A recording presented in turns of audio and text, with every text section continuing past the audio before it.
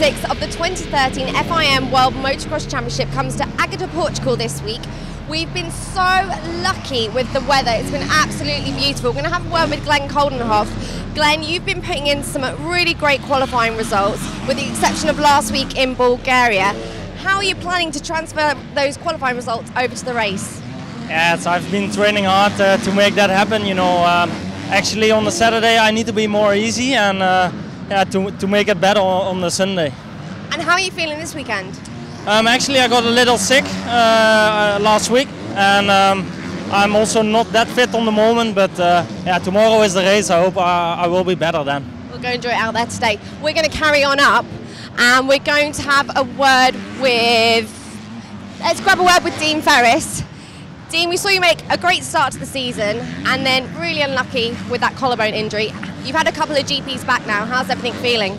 Yeah, my health is good now. So I mean, the last couple of GPs has been a bit rough for me, and you know, like qualifying hasn't gone well. But I had a good moto in Italy and quite easily got third. So hopefully I can try to find that form again.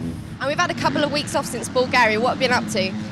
Actually, I practiced for the first time since I was in Australia. So I had like 7 or 8 weeks there. I didn't do any practice, so it was nice to be able to do that. And I just that was it, right? Really, just training, practice, mountain biking, just doing what I normally do. Sounds great. Well, best of luck out there today. Let's have a word with Stefan. Obviously, this weekend we've got the first round of the European 250 Championship. You finished very well last year. How have you found the move up to MX2 this year? Yeah, it's really hard, you know, it's a big step, but it's good to know I get some races now and I'm more comfortable in the class and know the rider a little bit better, so looking forward to the other races, yeah. And the results seem to be improving week by week. Is that just because you're feeling more comfortable on the bike, or what's making the difference? Yeah, I also changed to Honda this year and more comfortable on the bike and with the class, you know, and yeah, it's getting better and better, so. Well, best of luck out there today. Right, let's see the MX2 qualifying race. Well, the riders were introduced through the Monster Energy platform, the new addition alongside the Skybox. But Jeffrey Herlings, the man on form in terms of the overall classification in the championship, and it was Herlings right up the inside, number 84 in the Rebel KTM, that stormed into the lead from number 23, Christophe Charlier, and the number 9 and 11 of his teammate, Jordi Tixier. As the race unfolded, Jeffrey Herlings started to check out at the front of the field, was clearly on form.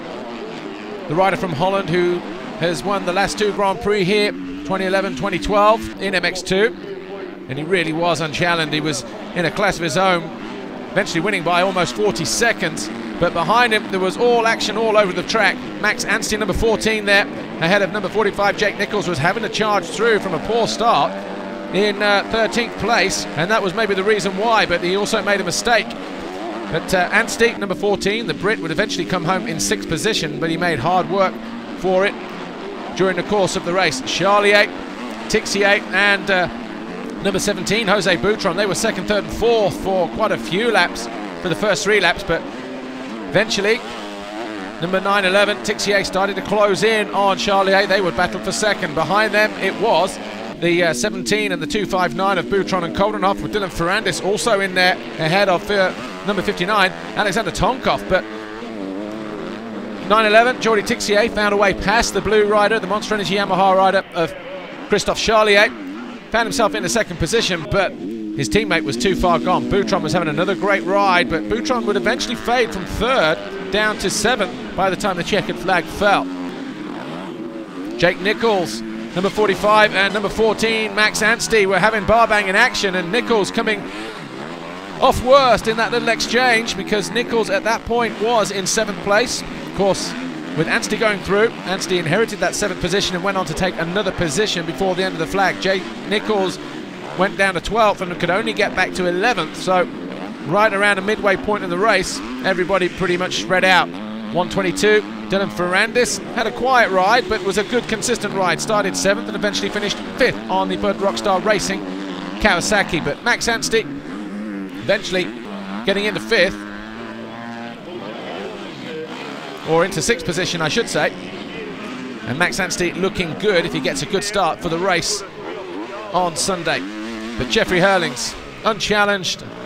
Is he unstoppable? That's the question. But certainly on today's form, looking good for another couple of race wins, although the last few races we've seen him make hard work of things, not making great starts, Jeffrey Herlings, but pulled a whole shot today in the qualifying race, so maybe they've made some changes to that Rebel KTM, and eventually he went on to win. Tixier second, Charlier third. Jeffrey Herlings, what a qualifying race. You look totally smooth out there, even throwing a few cheeky shapes in those last laps. How was qualifying? Yeah, it was really good. You know, I pulled a whole shot finally. That took years almost. You know, then all you had to finally take a whole shot and finally did it. So I hope to have some good starts tomorrow as well, and hope to dominate like today. You know, riding was going really good. Track is lovely and pretty bumpy, and I like it. So looking forward to tomorrow. Well done. We'll see you tomorrow.